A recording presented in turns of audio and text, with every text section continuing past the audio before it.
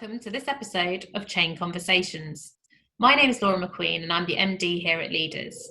This season is part of a programme called the Leaders Meet Diversity series, which we've been running in partnership with Facebook for a couple of years now. Chain Conversation brings together leaders from a variety of backgrounds across professional sport to share their personal stories, to reflect on their own career journeys, pinpointing some peaks and troughs, some helps and hindrances along the way to share with you. The premise is simple, really. Person A picks person B to interview, person B picks person C to interview, and so on and so on. So over the course of the coming months, you'll really get exposed to quite a lot of independent personal journeys throughout the sports industry. The aim is to inspire you, to energise you, and to showcase why diverse thinking and diverse opportunity makes for a better business across sport and beyond.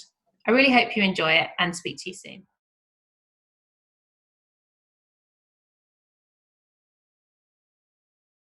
So hello everybody and welcome to the series of conversations with leaders. My name is Heather Rabbatts and I've worked in a variety of roles in sport, but also in media and film and television. But I've been particularly involved in the world of football and recently set up a women's sports agency to raise the profile of women's sport across the landscape. It's with really great pleasure that I'm talking today to Kate Sloane, who works in team marketing with UEFA. And really, we're going to try and have a conversation just about her experiences and ambitions, and hopefully some reflections and insights which we believe will be of interest to all of you who will be listening. So, Katie, hi, how are you? I'm good, thank you. Thanks firstly for having me, and I appreciate taking the time out of a very busy schedule. So very happy to be here. Good, well, not at all. And have you found being in glorious isolation difficult, or? It's I guess it's two sides of a coin, you know. Being in like a one bed flat with no outdoor space, sometimes you don't realise how much you need the outdoors and space around you. But at the same time, I think to myself, you know, when are you ever going to get this much time with your loved ones again, you know, away from the busy world of working and distractions, going out for dinner. So that's been really nice, I think. Good. So why don't you tell me a bit about your backstory and then your current role and responsibilities? Yeah, definitely. So I think going right back to the start, I remember being in school and everyone around me seemed very, very certain of what they wanted to do. And, you know, I'm going to go do medicine, or I'm going to go do law and be a lawyer. And I was very much, I have no idea what I want to do. I know that I love what I love. And, you know, I played a lot of sport growing up and I loved football, was absolutely obsessed with football. And I thought, if I could get into that one day, then that's where I want to be. You know, my dad used to take me to women's FA Cup matches and he used to say, that's going to be you one day, you're going to be on the pitch right there. Brilliant. And I mean, he didn't counter for the fact that I was actually quite a mediocre player, so I never would make it onto the pitch. But I think from a young age, you know, he kind of gave me that feeling that I could make it in sports, whatever form that may be.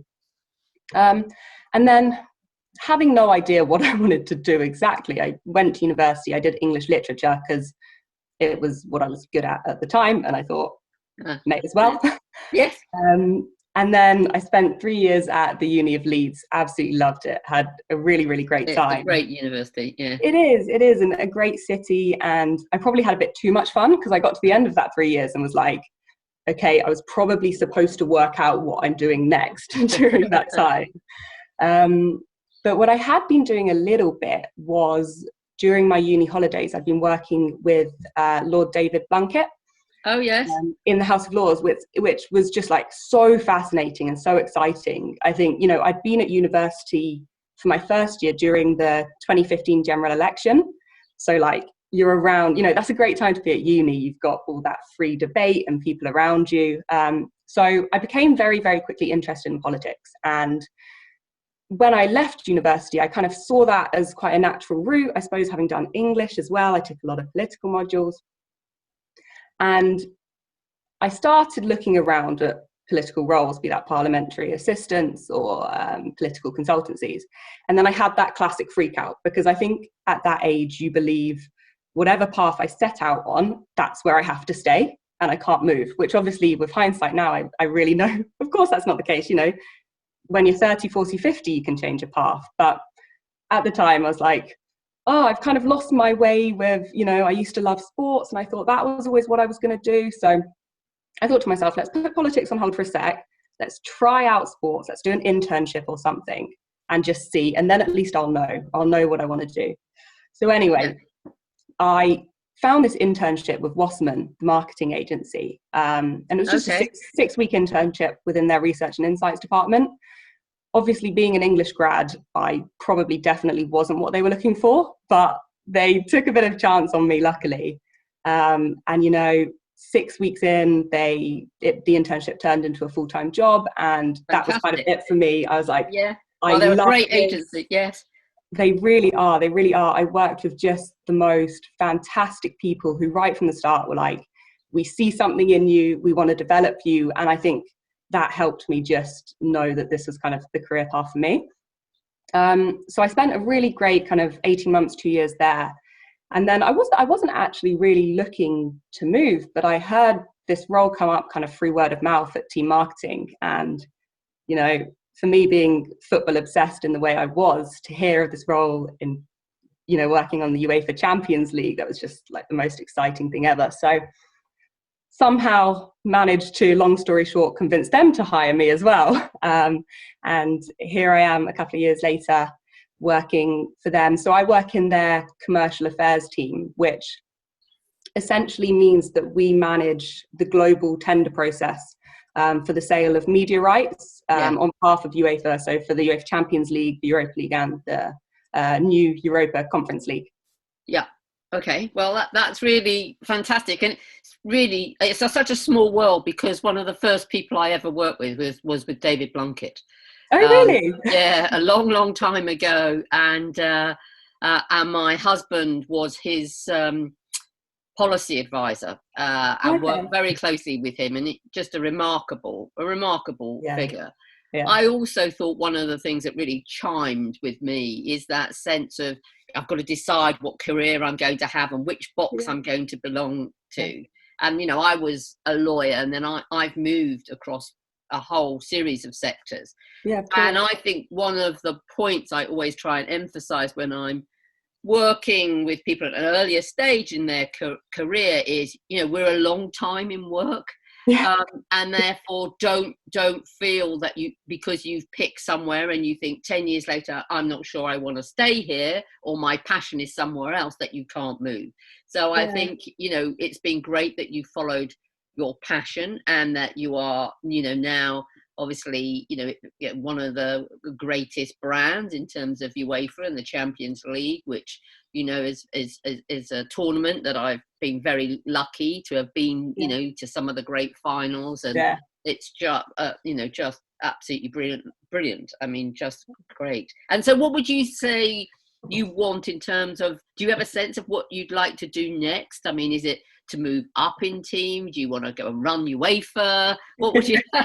What's your sort of ambition? You know? Yeah, no, absolutely. I think it's really important to have that aspiration and not feel, oh, I don't really know if I can do that. Particularly, I think for you as a younger woman, you know, there's still, and many more women than when I was first involved in the game, but there are very few, you know, you don't see club chief execs.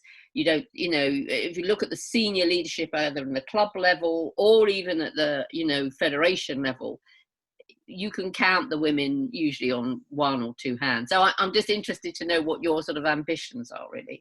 Yeah, and I think I felt incredibly lucky actually so far in my career that wherever I've gone, there's actually been really incredible female role models, you know, in leadership positions. So starting right from Wasserman, you know, their MD, Lena Olsen-Gable, for example, I think coming into an industry and being able to straight away have a woman at the top of the game was such a great experience. And then obviously coming to team, you know, there are strong, powerful women in management positions all around me, which is amazing. And I think as well, you know, another thing that I've experienced over the past, I'd definitely say year or so, is there's been this increase in women's networking groups. So I remember going to one of my first big sports industry events. This would have been about a year and a half ago. And I didn't really know anyone. It was quite nerve-wracking. You know, you walk into this big room, everyone seems to have their little kind of cliques or whatever. And you're like, how do I break into that? Yes. And a few women from across, it was from DAZN and BeIN and Facebook, started this women's networking breakfast, which they held on the first day. And they kind of said in their opening speech, you know, we remember what it was like to be there for our first event, and it is intimidating. And we want to make sure that when young women are coming in now, they can walk into a room and they can know people, and there's people that look like them and they can relate to. And you know, this room was full of women, both like me, who were just starting out, but also at the top of their career, really. And they were, you know, making the time to come and talk to me and introduce themselves. And later at events then, after we'd met, they'd come across to me in a room and say, oh, how's, you know, your first couple of days been? And I think that was incredibly, incredibly inspiring to me. And I think it's made me want to, as I progress through my career, make sure I can then provide that to other people starting out. And I know there's an element to which I can do that now, but I think certainly as I get more senior and progress, you know, as your kind of sphere of influence extends, that's something that I'm really, really keen on doing. And I think it relates back to your point of, you know, do you have to stay on the same path? And for me, I love the sports industry and I don't want to leave it, but that element of politics still stays within me, and education and whatnot. And why can't you blend the two? You know, why can't Absolutely. And I think, I mean, I always feel the relationship between politics and sport is actually quite close. Yeah, particularly in football, it's still quite political in how it operates at the federation level. It's still a very networked industry. So I think particularly for women to be able to ensure they've got some space to share experiences is really, really valuable. And I also believe, you know, it's changing, you know, it's changing all the time. And actually this pandemic will sadly, you know, it's obviously being devastating, but it means that that everybody has had to reflect and think about what it is that we want from the game in the future, what it is that we stand for, our values. Many brands are talking about public purpose. So that sort of politics with the smaller p is sort of, I think, woven into quite a lot of the fabric of sport, which is why I've always found it really fascinating. Yeah. But it can feel a bit intimidating when you're first emerging into it, because as you said, it can feel a bit cliquey, and it's just once you've found your way through, and then it gets easier to swim in those waters. Yeah, and I think, you know, it's interesting what you say about, you know, the opportunities are opening up, because for me, certainly, you know, I grew up a little bit around the industry, so I'd done a couple of work experiences in it at a young age, and I knew a little bit about it. But I think one of the biggest barriers of entry is just education about what exists in our industry, because I think you can be growing up, you know, particularly as a young girl, if you're trying to break into a men's sport. I think that's another barrier to entry, that it can feel like anyway. And you know, you can be playing, but you can think, oh, well, if I'm never going to be a player at the top of my game, I'm never going to be able to be in or around sport. Or I know that there's these executives somewhere making these decisions, but I have no idea how I would ever get there. And one thing that I'd certainly, and I've actually reflected on during lockdown that I'd like to take forward is, you know, doing a bit more with schools and community groups and colleges, and trying to, you know, reach out to young girls and talk them through a bit about all the different things that exist in our industry, because they could be incredible at maths, and then, you know, research and data career might be for them within sports, or they might love communications and creative writing, and maybe that's kind of a brand copy-led marketing role. So I think I think that I used to do a lot of work with schools when I ran a football club, and what was just talking to both young boys and girls, most young people just didn't have a sense of, well, there were accountants, there were marketing people, communications people. Then, on the player side, there are nutritionists and physios and doctors. And as you say, people who now are immersed in the whole data and the analytics, and very much that, that opening up those areas. When I was on the board of the FA, that was one of the things we started to try and do, which was to expose, if you like, all the career opportunities. I might not be a player, but actually I'd love to work in the sport, and there are all these roles. And I think that trying to just make that more visible and convey those opportunities, because those opportunities, still exist and will continue to exist as we emerge from the pandemic, I think is hugely important to be able to, shine a light on what could be some fantastic, careers for many young people who would never otherwise know about it. Yeah, and then I think there's obviously, on the flip side, there's our role for those who are in the industry, probably more in those leadership positions, to enable that as well. Because, sometimes someone isn't going to have, they're not going to be the full package. They're not going to have all the experience you were necessarily hoping for. Like me, when I applied for my research and insights role, I didn't have the business degree that they were looking for. But sometimes it's about maybe seeing something in someone and just giving them the chance and giving them that runway to try and grow into it as well. And I think every industry, diversity of thought is incredibly important, but sports especially. And the only way you get that is making sure that you're bringing the right young people up and into the business. Yeah, I think that's, that's such a crucial point. And also, when I speak with many women, one of the holdbacks is that they often feel, or we often feel, that, I can't apply for that role because I can't tick every box in terms of experience or the personal specification. And it's a big difference, actually, on the whole, between women and men. Most men think, I can do 2 of those 10 things. That's all right. I can apply. Women think I can do 8 of the 10. I can't apply. Yeah. And I always sort of, advocate that it's, what's the worst that can happen? Yeah. You'll just be told no, but you'll learn something. And if you can get to an interview, you'll learn even more and, push for feedback. And I think you're right that increasingly, within the sports ecology, there is, it's gradual, but there's a recognition that you need the, different voices around that table to make the best decisions. And all of the data, all of the research says, if you've got more diversity sitting around that decision-making table, actually your decision-making will be much more effective. Your business will, that your business tends to be more profitable, resilient in terms of times of challenge as we have now. So there are many, many reasons, not just the fact of the moral imperative of it all, that we want to, ensure that we are in a fair and just society, but actually it really supports the overall quality and effectiveness of the business. Yeah, no, definitely. And I think, your audience isn't one type of person, be that your sporting audience or your customer across other industries. So you have to make sure that you have that diversity of thought, because you're not just relating to one type of person that looks or thinks a certain way.